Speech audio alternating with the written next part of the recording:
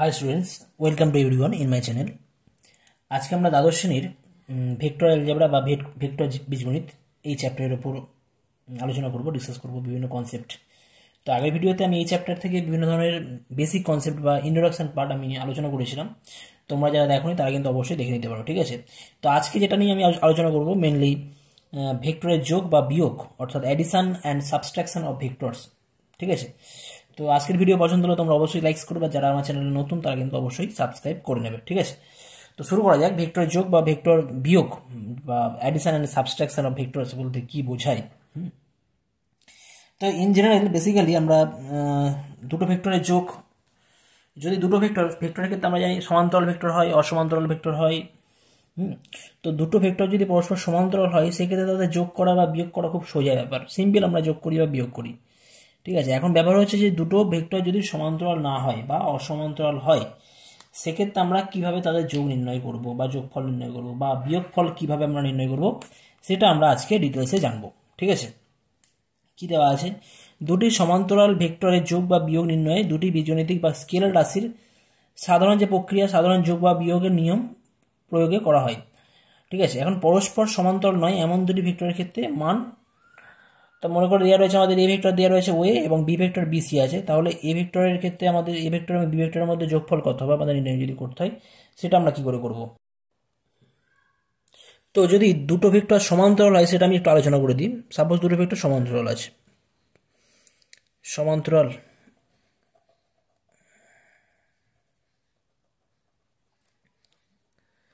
সমান্তরাল ভেক্টরের যোগ, সেটা তো ভেরি সিম্পল, খুবই। সাপোজ যদি আমি ধরি তিনটে পয়েন্ট, একটা এ, একটা বি, একটা সি, ঠিক আছে। তো এটা ধরে নিয়েছি এ থেকে বি একটা এ ভেক্টর, বি থেকে সি আছে বি ভেক্টর, ঠিক আছে। তাহলে এ ভেক্টর ও বি ভেক্টর সমান্তরাল,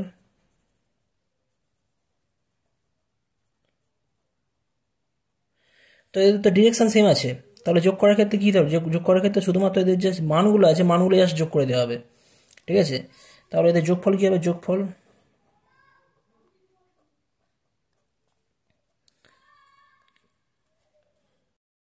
তো যোগফল হয়ে যায় ডাইরেক্ট এখানে এ ভেক্টরের মড প্লাস বি ভেক্টরের মড, ঠিক আছে। তো যোগফল কি হবে? এখানে এ ভেক্টর আর বি ভেক্টরের এরা একই রেখায় রয়েছে, ঠিক আছে। তাহলে এরা সমান্তরাল বটে অবশ্যই। তাহলে এ ভেক্টর এবং বি ভেক্টরের সমষ্টি বা যোগফলের ক্ষেত্রে যোগফল কী হবে? যোগফল একটা ভেক্টর হবে, সেই ভেক্টরের মান কত হবে না? Mod a vector plus mod b vector, ঠিক আছে। আর যদি পুরো আমি ভেক্টরটা নির্ণয় করতে যাই তখন কি হবে না? ডিরেকশন বার করতে হবে। তখন ডিরেকশন কি করতে হবে না? এই এ ভেক্টর বা বি ভেক্টরের বরাবর যে কোনো ইউনিট ভেক্টর আমাদের নিতে হবে। তখন কি হয়ে যাবে? যদি ইউনিট ভেক্টর নিই into a vector by mod a vector, ঠিক আছে। তো এটা এটা হয়ে যাচ্ছে এ ভেক্টর এবং বি ভেক্টর যদি পরস্পর সমান্তরাল হয় সেক্ষেত্রে এ ভেক্টর এবং বি ভেক্টরের যে যোগফলের মানটা আমরা এইভাবে নির্ণয় করতে পারবো। আবার যদি এটা তো একই রেখায় থেকে প্যারালাল, আবার যদি দুটো আলাদা রেখায় থেকে যদি প্যারালাল হতো তখন কেমন হতো? সাপোজ এইরকম হতে পারতো, এখানে এ বি এটা এ ভেক্টর, আরও একটা আছে আমাদের সি ডি একটা ভেক্টর আছে, এটা বি ভেক্টর। তো সেক্ষেত্রেও কিন্তু আমরা এই একই ফর্মুলা ইউজ করতাম, অর্থাৎ এ ভেক্টর এবং বি ভেক্টরের যোগফল কত হয়ে যাবে? জাস্ট তখন আমরা এই সিডিকে আমরা এখানে সাবস্টিটিউট করব বা এখানে প্রতিস্থাপন করব। সিডি ভেক্টরকে এখান থেকে তুলে নিয়ে আমরা জাস্ট এখানে রাখবো, এই যোগফল করতে এখান থেকে আমরা এখানে সি ভেক্টর চলে আসবে, তখন এরকম সি ভেক্টর কনসিডার করবো। এখান পর্যন্ত ডি ভেক্টর আসবে, ডি পয়েন্ট পাচ্ছি, এটা বি ভেক্টর হয়ে যাবে। তখনও যোগফল কিন্তু আমাদের আগের মতন সেম ফর্মুলা ইউজ হবে, অর্থাৎ সেক্ষেত্রে আমাদের যোগফল হয়ে গেলে যোগফল যেটা পাবো তখন এ ভেক্টর ও বি ভেক্টরের যোগফল হয়ে যাবে equal to mod of a vector plus mod of b vector into এদের যে কোনো unit vector A vector by mod a vector. এটা এটা হতে পারে, এই ইউনিট ভেক্টরটা এ ভেক্টর হতে পারে, আবার বি ভেক্টর থেকেও আমরা নিতে পারি, ঠিক আছে। তো যখন দুটো ভেক্টর সমান্তরাল হবে সেক্ষেত্রে তাদের যোগফল আমরা এইভাবে নির্ণয় করব। এখন আসছি যখন দুটো ভেক্টর পরস্পর সমান্তরাল নয় তখন আমরা কি করে সেটা নির্ণয় করব। তো যখন সমান্তরাল হবে না, ধরে নিচ্ছি একটা ভেক্টর আমি নিচ্ছি ও একটা পয়েন্ট, ইনিশিয়াল পয়েন্ট, একটা পয়েন্ট, এ পয়েন্ট, এখানে আছে ভেক্টর, এ ভেক্টর আছে। আরেকটা ভেক্টর নিচে, সাপোজ এখানে বি সি একটা ভেক্টর আছে, এই ভেক্টর নাম হচ্ছে বি ভেক্টর, বিসি পয়েন্ট। ঠিক আছে, তো আমাদের এ ভেক্টর এবং বি ভেক্টর এর পরস্পর প্যারালাল নয় বা সমান্তরাল নয়, তাহলে এদের যোগফল আমরা কি করে নির্ণয় করব সেটা আমরা এখন জানবো। তো তার জন্য কি করব না, এই এ ভেক্টরের ইনিশিয়াল পয়েন্ট কত ও, আর আমাদের টার্মিনাল পয়েন্ট বা অন্তিম বিন্দু কত এ বিন্দু। তো এই এ বিন্দুতে আমরা বিসি এর সমান্তরাল করে এখানে আমরা ড্র করব। ঠিক আছে, তো ড্র করা হয় তাহলে কী পাবো এখান থেকে, এটাই মানে বি পয়েন্ট অ্যাকচুয়ালি, আর এটাই এ পয়েন্ট, তখন এটা হয়ে যাচ্ছে সি পয়েন্ট, এটা হয়ে যাচ্ছে তখন আমাদের বি ভেক্টর। ঠিক আছে, এবারে এটাকে আমরা ভেক্টর যোগের লব্ধি সূত্র বলা হয়। ঠিক আছে, মানে অ্যাকচুয়ালি যদি আমরা এটা একটা কোনো সমান্তরাল সরলরেখা সামুদ্রিক ড্র করি এই বরাবর, ঠিক আছে, সামুদ্রিক নেওয়া হয়, তাহলে সামুদ্রিকের যে কর্ণ হবে, কর্ণ হয়ে যাবে এদের লব্ধি, কর্ণ হয়ে যাবে লব্ধি, মানে এটাও বি ভেক্টর, এটাও এ ভেক্টর। তাহলে কর্ণটা হয়ে যাচ্ছে লব্ধি, লব্ধির মানে কী হবে না ওসি, আর ওসিকে আমরা কি বলে থাকি ও A plus O B, O A plus AC, O A plus AC বলবো। ঠিক আছে, অর্থাৎ এই যে লব্ধি আছে বা ওসি কর্ণ, এটাকে আমরা a vector plus B vector বলে থাকি।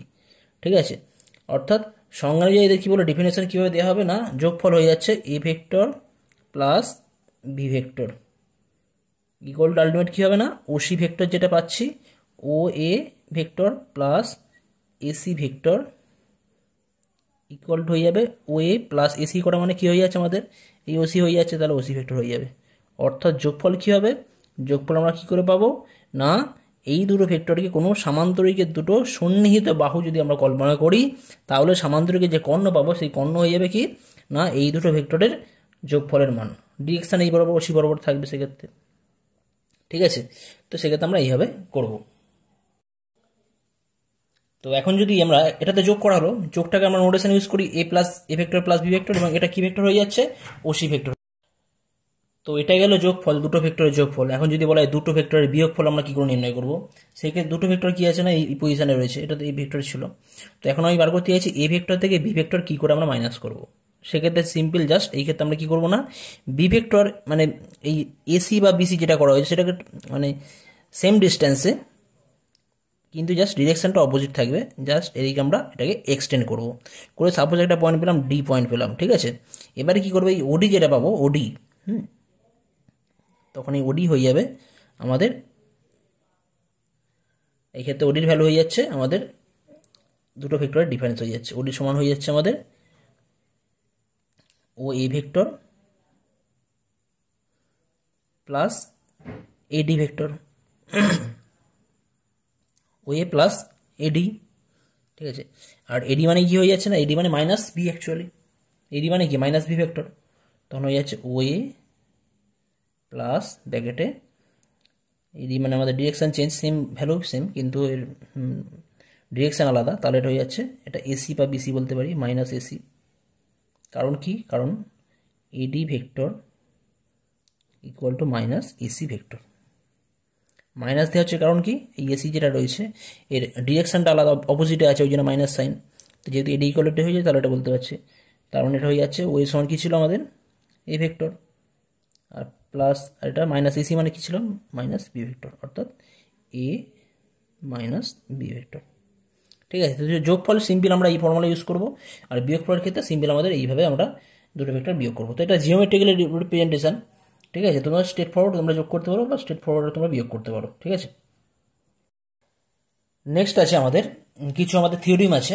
তো থিওরিমগুলো আমি জাস্ট স্টেটমেন্ট বলে রাখছি, তোমরা স্টেটমেন্টগুলো মনে রাখবে। ঠিক আছে, কি বলা আছে, দুটি ভেক্টরের যোগ বিনিময় নিয়ম বা কমিউটেটিভ ল সিদ্ধ করে।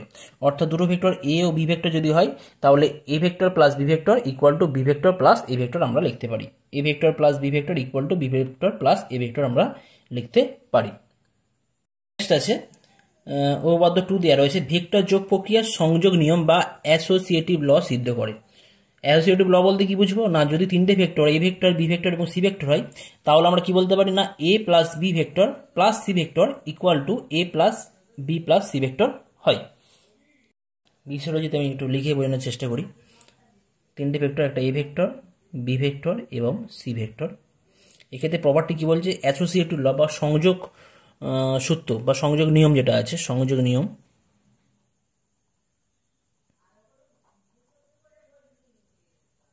এখানে কি বলা হচ্ছে না, A vector plus B vector plus C vector ইকুয়ালটা আমরা কি লিখতে পারি, ব্যাকেট আমরা চেঞ্জ করতে পারি, এ vector plus B vector plus C vector, A plus B plus C vector. ঠিক আছে, নেক্সট আমাদের দ্রষ্টব্যে কি দেওয়া রয়েছে, মোস্ট ইম্পর্টেন্ট। বলা আছে তিনটে ভেক্টর আছে, এ বি সি তিনটে ভেক্টর আছে। সি ভেক্টরের অন্তিম বিন্দু সি এবং এ ভেক্টরের প্রারম্ভিক বিন্দু ও এর সঙ্গে সমাপতিত হলে তখন আমরা কি বলবো না, A plus B plus C এই ভ্যালুটা আলটিমেট কি হয়ে যাবে না, জিরো ভেক্টর হয়ে যাবে। ঠিক আছে, মানে যেখানে স্টার্ট করছি মানে এ ভেক্টরের প্রারম্ভিক বিন্দু বা ইনিশিয়াল পয়েন্ট যদি ও হয় এবং সি ভেক্টরের অন্তিম বা টার্মিনাল পয়েন্ট যদি সি হয়, আর যদি ও আর সি পরস্পর কোইনসাইড করে যায় বা সমাপতিত হয়ে যায় অর্থাৎ এক হয়ে যায়, তখন আমরা কি বলবো না, O A vector plus A B vector plus BO vector এর যোগফলটা হয়ে যাবে কত, জিরো ভেক্টর। এখানে ফিগারে দিয়েছে একটা দেওয়া রয়েছে, এখানে ওই এ বি আর বিসি, এখানে ও ভেক্টরের প্রারম্ভিক রয়েছে আর বিসির অন্তিম বিন্দু কিন্তু সি বিন্দু। ঠিক আছে, তো সেই ওয়াইজ আমরা কি বলতে পারি, এদের যোগফল হয়ে যাচ্ছে জিরো ভেক্টর। অর্থাৎ তিনটে ভেক্টর বা দুটো ভেক্টরের যোগফল কখন জিরো হবে, যদি প্রথম ভেক্টরের ইনিশিয়াল পয়েন্ট এবং মানে দুটো ভেক্টরের ক্ষেত্রে এ ভেক্টর প্লাস বি ভেক্টরের ক্ষেত্রে এদের যোগফল কখন জিরো হবে, যদি প্রথম ভেক্টরের ইনিশিয়াল পয়েন্ট এবং দ্বিতীয় ভেক্টরের টার্মিনাল পয়েন্ট বা অন্তিম বিন্দু যদি সমান হয়ে যায় বা সমাপতিত হয় তখন এদের যোগফল হয়ে যাবে জিরো ভেক্টর। দুটো ভেক্টরের যোগফল কিন্তু অবশ্যই একটা ভেক্টর হবে। নেক্সট আসছি পজিশন ভেক্টর বা অবস্থান ভেক্টর কাকে বলে, বলতে কি বুঝি আমরা। তো অবস্থান ভেক্টর বলতে গেলে আমরা যেটা বুঝি, যে কোনো একটা পয়েন্টের অবস্থান। তো এখানে আমাদের একটা নির্দিষ্ট একটা বিন্দু, আমাদের অনির্দিষ্ট বিন্দু একটা ধরে নিতে হয়। ঠিক আছে, কি দেওয়া আছে, মনে করো ও একটি অনির্দিষ্ট বিন্দু, অনেকদিন ফিক্সড কোনো পয়েন্ট নয়, এটা যে কোনো একটা অনির্দিষ্ট বিন্দু, তাহলে ওপি ভেক্টরকে ও বিন্দুর সাপেক্ষে পি বিন্দুর অবস্থান ভেক্টর বলা হবে। অর্থাৎ প্রারম্ভিক বিন্দু যদি ও হয়, ওকে নির্দেশতন্ত্রের মূল বিন্দু বলা হয়। অর্থাৎ কোনো একটা বিন্দু যদি প্রারম্ভিক বিন্দু, কোনো একটা সাপোজ কোনো একটা পয়েন্ট আছে, এই কিউ পয়েন্ট রয়েছে, কিউ পয়েন্টে যদি বলে প্রারম্ভিক অবস্থান ভেক্টর কত হবে, কিউ বিন্দুর অবস্থান ভেক্টর কত হবে, যার ক্ষেত্রে মূল বিন্দু হচ্ছে ও, তাহলে কিউ বিন্দুর অবস্থান ভেক্টর উইথ রেসপেক্ট টু বা মূল বিন্দু ও এর সাপেক্ষে এর অবস্থান ভেক্টর হয়ে যাবে ও কিউ। আমরা এইভাবে নোটেশন ইউজ করে থাকি। ঠিক আছে, আর ও কিউ মানে কত দেওয়া আছে, এটা বি ভেক্টর দেওয়া আছে, এটাই হচ্ছে আমাদের বি ভেক্টর। আবার যদি বলা হয় পি বিন্দুর অবস্থান ভেক্টর ও বিন্দুর সাপেক্ষে, মূল বিন্দু যদি ও হয় তাহলে ও বিন্দুর সাপেক্ষে পি বিন্দুর অবস্থান ভেক্টর কত হবে না, ও পি হবে। ঠিক আছে, এটাকে আমরা বলে থাকি ওপি, যেমন এ ভেক্টর এখানে আমরা নোটেশন ইউজ করেছি। ঠিক আছে, এবার ট্রায়াঙ্গেল ল ওয়াইজ আমরা কি বলতে পারি না, OP plus P Q, OP plus P Q equal to কি হবে না, ও কিউ হয়ে যাবে, OP plus P Q equal to O Q. তাহলে পি কিউ ইকুয়াল টু কি পাবো, ও কিউ মাইনাস ওপি, অর্থাৎ B vector minus A vector, B vector minus A vector. অর্থাৎ আমাদের একটা জিনিস খেয়াল রাখতে হবে যে কোনো ভেক্টর পি কিউ একটা ভেক্টরের ক্ষেত্রে, এক্ষেত্রে যদি পি কিউ ভেক্টরকে আমাদের নির্ণয় করতে হয়, সমান আমরা কি লিখতে পারি, P Q equal to O Q minus ওপি।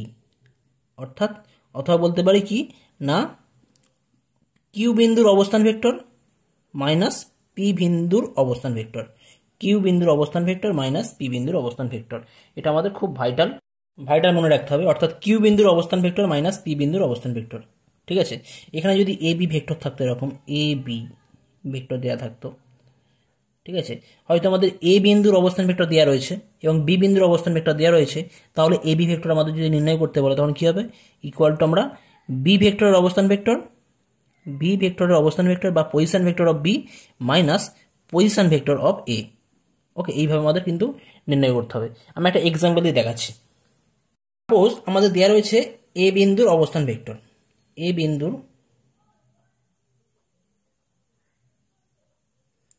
অবস্থান ভেক্টর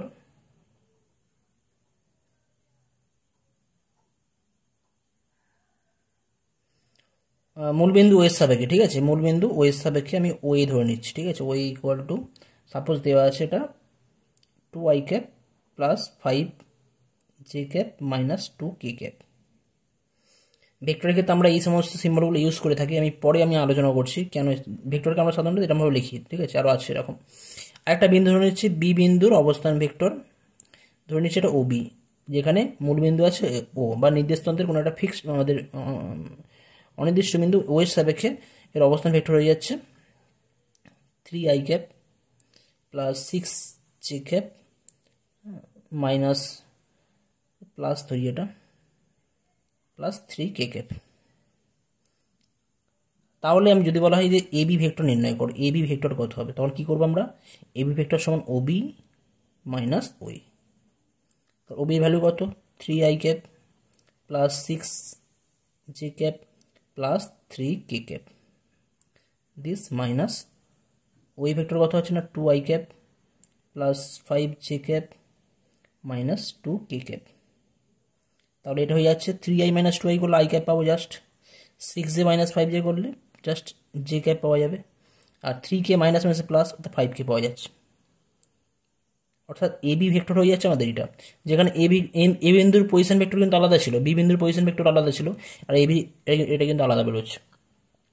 ঠিক আছে, তো এ বি ভেক্টর বার করতে গেলে আমরা ঠিক এই প্রসেস অবলম্বন করব, যেখানে আমাদের পজিশন ভেক্টর দেওয়া থাকবে।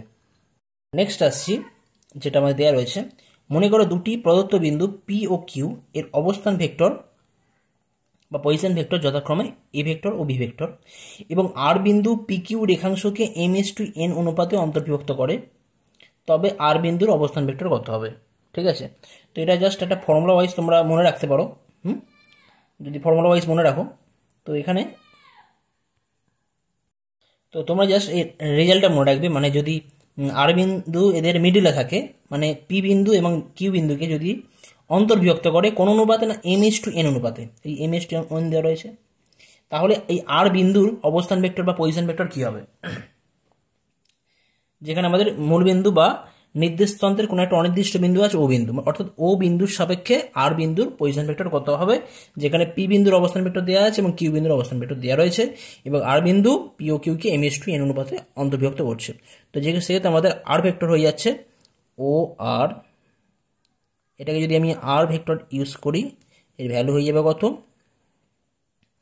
না m B vector plus N A vector divide by M plus N.